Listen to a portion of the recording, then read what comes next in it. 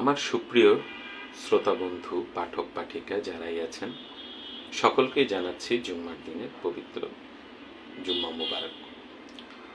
আজ আমি আপনাদের সামনে যে বিষয়টি নিয়ে আলোচনা করতে চাচ্ছি সেটা হচ্ছে বুধ গ্রহের বক্র অবস্থান কর্কটে। মনে রাখতে হবে যে প্রত্যেকটি গ্রহই তার নিজস্ব গতিতে সামনে এগিয়ে যায় এবং বক্র লাভ করে রবি এবং চন্দ্র ছাড়া। তো আমাদের এই যে রাশিচক্রে বুধের এই বক্র প্রভাবে কি কি ফল হতে পারে আমরা সেটা নিয়ে আলোচনা করার চেষ্টা করছি। প্রথম কথাই হচ্ছে যাবতীয় যোগাযোগ, কমিউনিকেশন, বাক্যের ব্যবহার, কথা, আধুনিক যুগের ইন্টারনেট, বিভিন্ন পোর্টাল এবং ইন্টারনেট সংযোগ সহ দালিলিক সমস্ত কাজকর্ম কিন্তু বুধের অধীনে নিয়ন্ত্রিত। মনে রাখতে হবে যে একটি বাচ্চা জন্মের পর তার আত্মপ্রকাশ প্রথমেই করে কিন্তু কান্নার মাধ্যমে, যেটা উচ্চারিত হয় মুখ থেকে। অর্থাৎ সে আওয়াজ দেয় যে হ্যাঁ, সে পৃথিবীতে এসেছে, তার জন্য পৃথিবীতে বাঁচার জন্য যা যা দরকার তার আপন আশেপাশের মানুষগুলোকে সে জানান দেয়। ঠিক আছে? ঠিক তেমনিভাবে আপনি যখন কারোর সাথে কমিউনিকেশন করতে চান কি করেন? প্রথমেই কথা বলেন বা তাকে ডাকেন। হ্যাঁ, তো যাই হোক, বুধ হচ্ছে কমিউনিকেশনের কারক, যার জন্য বুধের এই বক্রকালে কমিউনিকেশন বা যোগাযোগের ক্ষেত্রে বাধা বিপত্তি আসে এবং দেখা যায় যে 3 দিনের যেই কাজটা হওয়ার কথা সেই কাজটা দেরি হয়ে যায়। বুধ ব্যবসা বাণিজ্যের কারক, ফলে ব্যবসা বাণিজ্যের সাথে জড়িতদের, বিশেষ করে আমদানি রপ্তানি, কমিউনিকেশন রিলেটেড ব্যবসা বাণিজ্য, মিডিয়া, প্রচারণা, মধ্যস্থতার কাজে যারা যুক্ত থাকছেন তাদের জন্য সময়টা একটু ঝামেলাপূর্ণ বা একটু কষ্টের হতে পারে।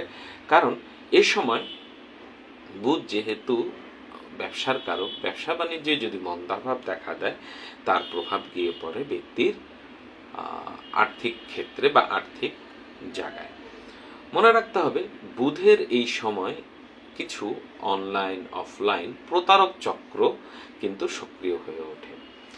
তো এইসব প্রতারক চক্র থেকে যদি আপনি নিজেকে বাঁচাতে চান তবে অবশ্যই নিজের মোবাইল ব্যাংকিং হোক বা ব্যাংকিং হোক বা যে কোনো ক্ষেত্র হোক তার গোপনীয়তা বজায় রাখার চেষ্টা করবেন।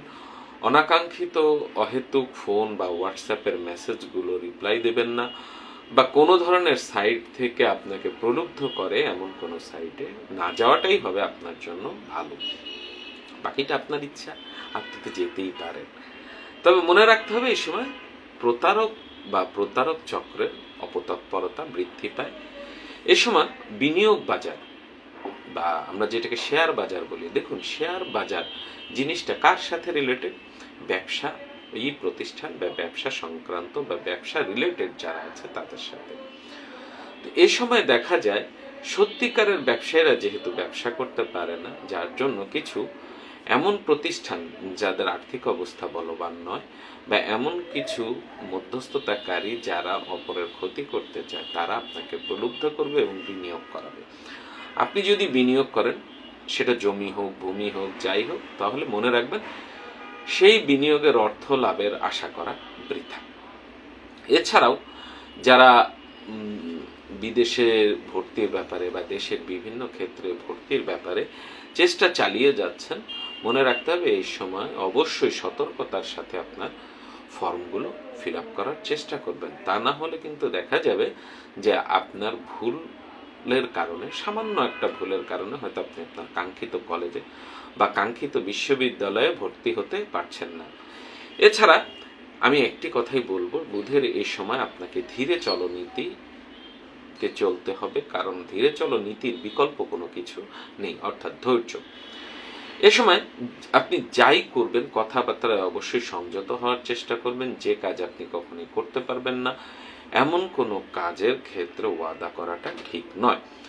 গণমাধ্যম কর্মীদেরকে সতর্ক থাকতে হবে এবং মধ্যস্থতার কাজ যারা করেন তাদেরকেও সতর্ক হতে হবে। কিছু ইউটিউবার বা কিছু আমরা যেটাকে বলি কন্টেন্ট ক্রিয়েটর এই সময় আবির্ভূত হবে, যাদের আসলে বেসিক খুব একটা ভালো নয়। তো আমি আবারও বলছি, এই বুধ বক্রির সময়কাল কিন্তু গতকাল রাত থেকে শুরু হয়ে গেছে এবং চলবে 11ই আগস্ট পর্যন্ত। 11ই আগস্ট প্রায় দুপুর 2টা পর্যন্ত। তো আমার পাঠক পাঠিকা এবং আমার প্রিয়জন যারা আছেন তারা খুব ভালো করেই জানেন যে বুধের এই বক্রিকালটা সবসময় নানা দিক থেকে চাপে যায়, এবং বুধ যেহেতু এবার বসে আছে কর্কট রাশিতে, এবং কর্কট রাশিতে থাকার কারণে বুধ এবং চন্দ্রর মধ্যে একটা শত্রুতার সম্পর্ক হয়, অর্থাৎ বুধ চন্দ্রকে শত্রু মনে করে। তো যার জন্য এইখানে বুধ খুব একটা ভালো ফল দিতে পারে না। বিদ্যার্থী এবং পরীক্ষার্থীদের আরও বেশি পড়াশোনায় মনোযোগী হতে হবে, কারণ দেখা যাবে আপনার শুধু একটু ভুলের কারণে আপনি কিন্তু কাঙ্ক্ষিত নম্বর প্রাপ্তি থেকে বঞ্চিত হবেন। সকল প্রকার জুয়া এবং বিনিয়োগ থেকে আপনাকে সতর্ক থাকতে হবে। বালক গ্রহ বুধ সবসময় বাচ্চাদেরকে নির্দেশ করে, বা স্কুল পড়ুয়া মাদ্রাসা পড়ুয়া ছোট ছোট বাচ্চাদেরকে নির্দেশ করে। এ সময় এদের সাথে কোনো ধরনের যেটাকে বললো বৈষম্য হতে পারে, বা তারা কোনো কারণে উত্তেজিত হতে পারে বা রাস্তায় আসতে পারে। এ সময় আপনার সন্তানকে শাসন করতে হবে আপনাকে খুবই ঠান্ডা মাথায়। বিশেষ করে সেই সন্তান যদি বালক হয়, তাকে আপনি শাসন করবেন এমনভাবে সে যেন বুঝতে না পারে। প্রেম ভালোবাসা দিয়েই আপনাকে তাকে জয় করতে হবে। বর্তমানে রাশিচক্রে যারা মিথুন কন্যা লগ্নের মানুষ বা মিথুন বা কন্যা রাশির মানুষ, পাশাপাশি যাদের জন্ম সময়ে বুধের দশা অথবা বুধের অন্তর্দশা চলছে, তারা কাজে কর্মে কিছু বাধা বিপত্তির সম্মুখীন হবেন। মনেরা এই হলো মোটামুটি বুধ সম্পর্কে আজকে আমার এই ছোটখাটো বক্তব্য। আমি শুধু আপনাদের একটুই বলবো যে বুধের এই বক্রকালীন সময়ে